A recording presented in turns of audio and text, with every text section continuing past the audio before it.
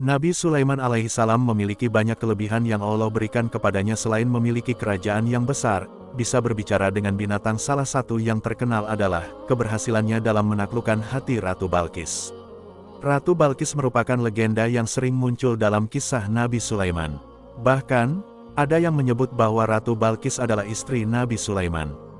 Benarkah itu? Untuk menjawabnya, simak kisah Nabi Sulaiman dan Ratu Balqis berikut ini yuk. Pertemuan antara Nabi Sulaiman dan Ratu Balqis diperantarai oleh burung hudhud. Kala itu, Nabi Sulaiman sedang dalam perjalanan menuju negeri Yaman. Di tengah perjalanan, Nabi Sulaiman kekurangan air dan kebetulan ada seekor burung hudhud yang melintas di sana.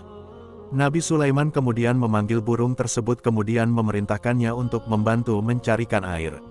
Burung hudhud itu tak juga kembali sehingga membuat Nabi Sulaiman menunggu lama.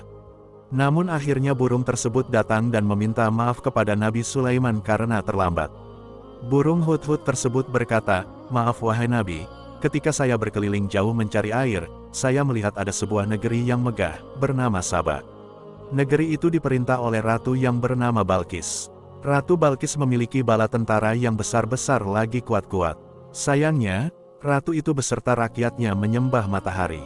Mendengar kabar tersebut Nabi Sulaiman memutuskan untuk menulis surat kepada Ratu Balqis yang isinya berupa seruan kepadanya dan rakyatnya untuk menyembah Allah. Lalu, dikirimlah surat tersebut dengan bantuan burung hudhud kepada sang ratu. Surat pun sampai di tangan Ratu Balqis dan ia membaca ajakan dari Nabi Sulaiman serta mendiskusikan ajakan tersebut kepada para pembesar kerajaan. Menanggapi ajakan Nabi Sulaiman tersebut, Ratu Balqis tetap pada keyakinannya yakni menyembah matahari. Sebagai ungkapan jalan damai, Ratu Balqis memberi hadiah yang bagus kepada Nabi Sulaiman melalui utusannya.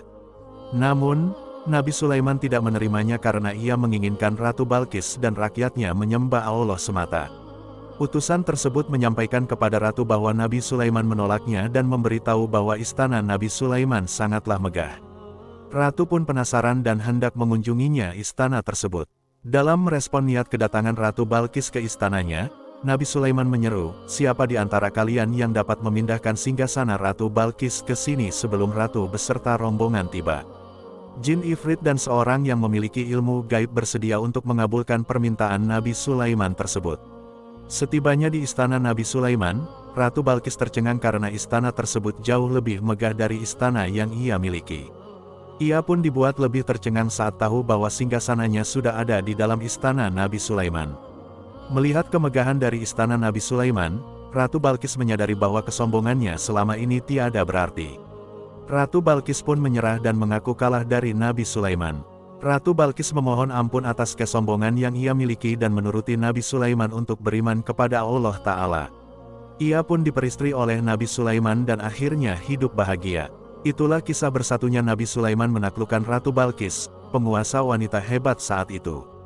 Semoga kisah ini bisa menjadikan pelajaran untuk kita semua, agar kita tidak menjadi orang yang sombong. Dan yang like dan komen semoga mendapat pahala.